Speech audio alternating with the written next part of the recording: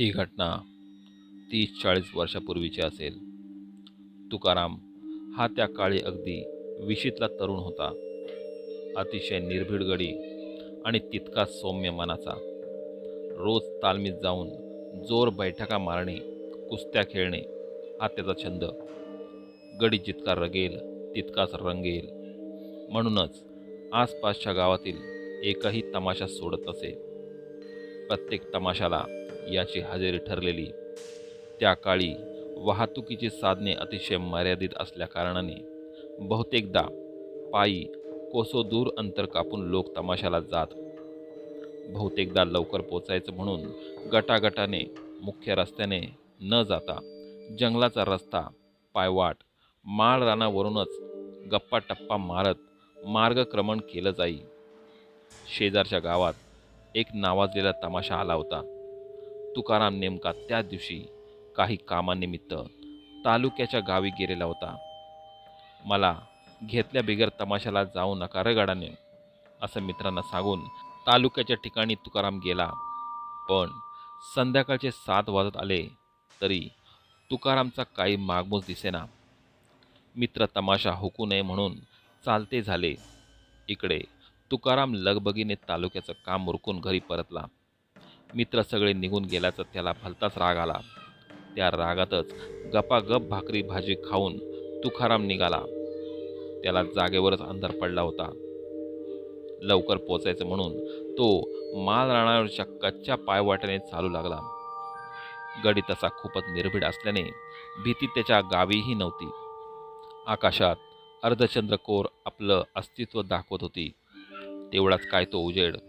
घाय गडबडीत कंदील पण घ्यायचा विसरला. माळ रानावरून वाऱ्याचा सू सू आवाज करणारा आवाज आणि त्या वाऱ्यासोबत तुकारामचे फडफड करत उडणारे कपडे याची त्याला भारीच मजा वाटायची. त्यात रात्रीचा गार वारा आणि मध्येच कुठलासा पक्षी किंवा प्राणी यांनी दिलेली साथ शांततेचा भंग करणारी होती. तुकाराम झपाझप पावले टाकत अंतर कापू लागला. नाही म्हणता त्याला अजून 1 तासाचं अंतर कापायचं होतं. लांबूनच त्याला माळ रानावर डोंगर कपारीला लागून असलेली आमराई दिसली. पायवाट अगदी तिथूनच जात होती. झाडांचा वाढलेला अवास्तव विस्तार आणि त्यामुळे त्याखाली दाटलेला काळोख भयानक दिसत होता. तुकारामने त्या आमराईविषयी अनेक कुप्रसिद्ध गोष्टी ऐकल्या होत्या. पण आपल्याला काय करायचं, आपल्याला लवकर पोचायचे असा विचार करून तो चालू लागला. पानांची सळसळ चालू होती. तेवढ्यात त्याचे कान टवकारले गेले. चालण्याची गती मंद झाली. कान देऊन तो नेमका कसला आवाज आहे याचा अंदाज बांधू लागला. अरे छा, हा तर पैंजणांचा आवाज. एवढ्या रात्री आणि तो देखील अशा जंगलात. तुकाराम मनाशीच बोलू लागला. नाही, हे शक्य नाही. कदाचित माझे कान वाजत असतील. साला, या तमाशाच्या वेडाने मला वेडावून टाकले. जंगलात माळ रानावर सुद्धा पैंजणांचे आवाज ऐकू यायला लागलेत, असं म्हणत तो परत मार्गस्थ झाला. पैंजणांचा आवाज आता थोडा वाढत चालला होता. तुकारामच्या पायवाटेच्या समांतर झाडीतून तुकाराम बरोबरच पैंजण घालून कोणीतरी चालतंय हे त्याच्या लक्षात आलं. आता त्याची उत्सुकता शिगेला पोचली आणि पैंजणवाली कोण हे पाहायचं त्याने ठरवलं. तो थांबला तसा पैंजणांचा आवाज देखील थांबला. तो चालू लागला तसा पैंजणांचा आवाज होऊ लागला. आता त्याने त्या झाडीत जाऊन शोधायचा निर्णय घेतला.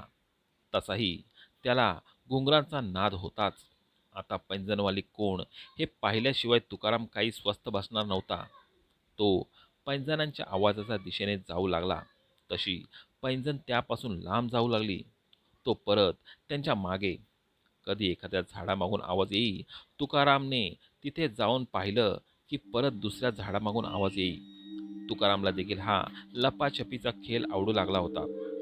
तुकाराम बेभान होऊन खेळात सामील झाला. आता तुकारामला एका झाडाआड युवती असल्यासारखा भास झाला.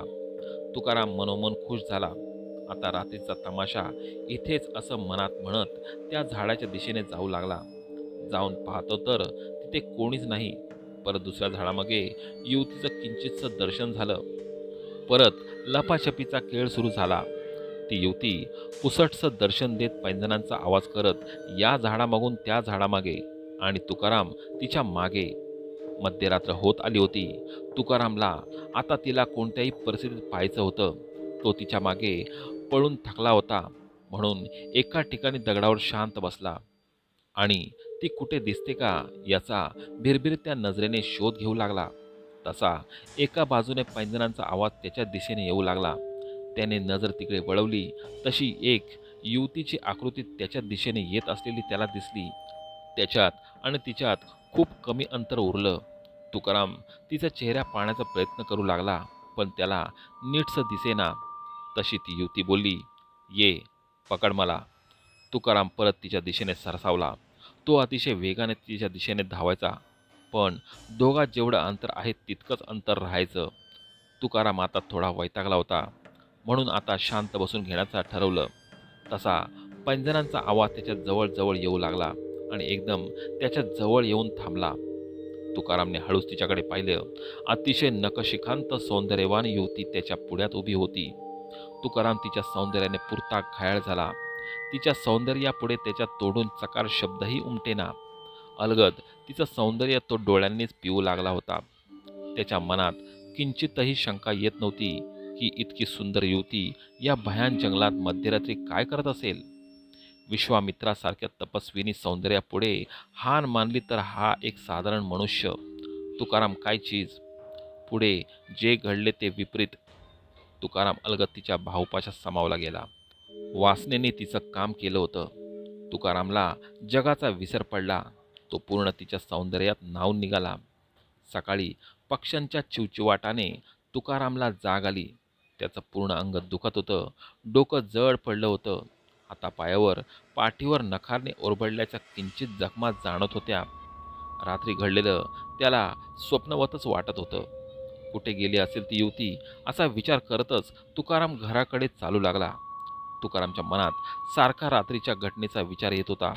दिवसभर त्याच्या डोक्यात रात्रीच्या विचारांनी धुमाकूळ घातला होता. दिवसभर त्याचं कशातच मन लागेना. घरात कोणाशीही बोलेना. अख्खा दिवस घरात झोपून काढला. संध्याकाळ झाली तशी त्याला माळरानावर जाण्याची ओढ लागली. कोणीतरी त्याला बोलवते, वाट पाहतंय असं त्याला वाटू लागलं. आपसकूचच त्याची पावले माळरानाच्या दिशेने चालू लागली. मध्यरात्रीपर्यंत परत लपाछपीचा खेळ चालला आणि वासनेने पुन्हा एकदा त्याला कवेत घेतले. सकाळी पुन्हा नखाने ओरबडल्याच्या खुणा. तुकारामला रात्रीचा फारसं आठवत नसे. त्याला स्वप्न पाहिल्यासारखंच भास होई. तुकाराम दिवसभर विचारांमध्ये गुंतलेला राहू लागला. रोज रात्री माळरानावर जाणे हा त्याचा नित्यक्रम बनला. गेले 5-7 दिवस तुकाराम न चुकता माळरानावर जात होता. तो जात होता म्हणण्यापेक्षा कोणती तरी शक्ती त्याला तिकडे खेचत होती. तुकारामचं शरीर असंख्य जखमांनी भरू लागलं. घरच्यांनी, मित्रांनी तुकारामला रोखण्याचा प्रयत्न केला, पण निष्फळ ठरले. तुकारामचं वागणंही विक्षिप्त होऊ लागलं. तुकाराम झपाटल्यागत फक्त माळरानाच्या गोष्टी करायचा. त्याच्या घरच्यांना त्याची चिंता होऊ लागली. तुकारामच्या अंगावरचे व्रण वाढू लागले. अतिशय पहिलवान घडी पण कृश होऊ लागला. वागण्यात विक्षिप्तपणा वाढू लागला. घरच्यांच्या लक्षात आलं, हा काहीतरी वेगळाच प्रकार आहे. त्या काळी जवळच्या गावात देवाची भक्तिभावाने पूजा करणारे गृहस्थ राहत असत. कित्येक लोकांची त्यांनी दृष्ट प्रकारांपासून सुटका केली होती. त्या गृहस्थांना पाचारण करण्यात आलं. त्यांनी तुकारामाकडे दृष्टिक्षेप टाकला. तशी संपूर्ण घटना त्यांना कळाली. तुकारामला आज कुठल्याही परिस्थितीत माळरानावर जाऊ देऊ नका. आज अमावस्या आहे, घात होईल अशी स्पष्ट सूचना तुकारामच्या घरच्यांना देण्यात आली. संध्याकाळ होत आली तसा तुकाराम बडबडू लागला. घरच्यांनी त्याला जाड रशीने बांधून टाकलं. गृहस्थांनी देवाची पूजा नामस्मरण चालू केलं. तुकारामाला दुसऱ्या खोलीत बंद करण्यात आलं. त्याने पळून जाऊ नये म्हणून खोलीला बाहेरून कडी लावण्यात आली आणि सर्वजण देवघरात त्या गृहस्थाशेजारी बसून आता काय होईल, काय करायचं यावर विचार विनिमय सुरू केला. गृहस्थांनी सांगितलं, आता सर्व देवाच्या हातात. आपण त्या परमेश्वराला शरण जाऊया. तो नक्कीच आपल्याला मदत करेल. तिच्या तावडीतून तो या मुलाला नक्की सोडवेल. फक्त तुम्ही मनोभावे देवाची पूजा करा, त्याला शरण जा. इकडे तुकाराम जीवाच्या आकांताने सुटण्यासाठी धडपडत होता. मला जाऊ द्या, ती माझी वाट पाहते आहे, सोडा मला, जीवाच्या आकांताने ओरडत होता. हळूहळू त्याचा आवाज कमी कमी होत गेला आणि शांत झाला. तेवढ्यात बाहेरचं पोरगं लगबगीने घरात पळत आलं आणि सांगू लागलं, तुकाराम सुटला, महाराणांच्या दिशेने गेलाय. गृहस्थांनी काही निवडक लोकांना सोबत घेतले व महाराणांच्या दिशेने जाण्याचा निर्णय घेतला. आज कुठल्याही परिस्थितीत तुकारामला वाचवणे जरुरीचे होते. आज ती आत्मा तुकारामाचा जीव घेऊ शकणार होती याची त्या गृहस्थांना कल्पना आली होती. सर्वजण काही टेंबे घेऊन तर काही जण कंदील घेऊन महाराणाच्या दिशेने निघाले. इकडे तुकाराम महाराणावर आमराईत पोचला आणि त्या युवतीला शोधू लागला. पैंजणांच्या आवाजासोबत ती युवती त्याच्या समोर दाखल झाली. आज ती त्याला जरा वेगळीच भासत होती. त्याच्याकडे अतिशय रागाने पाहत होती. हळूहळू तिचं लोभसवाणं रूप पालटू लागलं आणि तुकारामासमोर अतिशय किळसवाण्या रूपात ती उभी राहिली. बुबुळ नसलेले डोळे, पांढरा फटक चेहरा, पांढरे अस्ताव्यस्त केस, रक्ताळल्यासारखे दात. तिचं अशा पद्धतीचं रूप पाहून तुकारामाला भोळ येऊन तो तिथेच पडला. मागोमाग लगेच त्या गृहस्थांसोबत लोक माळरानावर अमराईत दाखल झाले. तुकारामाचा शोध सुरू झाला. तुकाराम मूर्छित अवस्थेत एका ठिकाणी सापडला. अमराईत एक दोनदा मोठ्याने खिखिखिखी हसण्यासारखे आवाज आले. काही झाडांच्या फांद्या हल्ल्यासारखे सळसळ आवाज झाले. जणू कोणीतरी मुद्दाहून अस्तित्व दाखवण्याचा प्रयत्न करतंय आणि तुम्ही इथून जा असा सांगण्याचा प्रयत्न करतंय. किंकाळीसारखा आवाज ऐकल्याचेही काही जण सांगतात. लोकांनी तुकारामला घेऊन घरी येऊ लागले तसं त्यांच्यासोबत कोणीतरी अंतर राखून जंगलाच्या दिशेने त्यांच्यासोबत मार्गक्रमण करत असल्याचा भास काहींना झाला. तुकारामाला घरी आणण्यात आलं. भीतीने त्याची दातखिळी बसली होती. कधीही न घाबरणारा गडी आज थरथर कापत होता. गृहस्थांनी देवाची आराधना केली. तोंडातल्या तोंडात काहीतरी पुटपुटत बसले आणि दरवाजाकडे रोख करून रागाने बोलू लागले, इथपर्यंत आलीस, थांब, तुला दाखवतोच, असं म्हणत काहीतरी बडबड उंबऱ्याच्या दिशेने जाऊन तिथे कसली तरी खूण केली. मग बाहेर जाऊन मोठ्याने काहीतरी पठण केले. बाहेर कसली तरी चिर आवाज झाल्याचा लोकांनी ऐकलं. गृहस्थ घरात आले व घरच्या लोकांना सांगितलं, मी तिचा बंदोबस्त केलाय. आता तुकारामला तिच्यापासून काही एक धोका नाही. फक्त त्याला दररोज देवाची आराधना आणि नामस्मरण करण्यास सांगा आणि एकट्याला असं कुठे रात्री पाठव जाऊ नका. रात्रीच्या वेळीच पिशाच्च घात करतात. तुकाराम तापाने फणफणत होता आणि भीतीने थरथरत गारटला होता. 2-3 दिवसात हळूहळू तो पूर्वपदावर आला. परत कधी एकट्याने असं रात्रीच्या वेळी फिरण्याचं धाडस दाखवलं नाही. असं म्हणतात की काही अतृप्त आत्मा जिवंतपणी राहिलेल्या इच्छा मेल्यानंतर पूर्ण करण्याचा प्रयत्न करतात. तुकारामच्या बाबतीतही असंच काहीसं झालं असावं. त्या पिशाच्याने लोभसवाणं रूप घेऊन तुकारामला जाळ्यात ओढलं होतं. अशा पिशाच्यांना देखील विशिष्ट काहीतरी नाव आहे, मोहिनी किंवा असंच काहीतरी.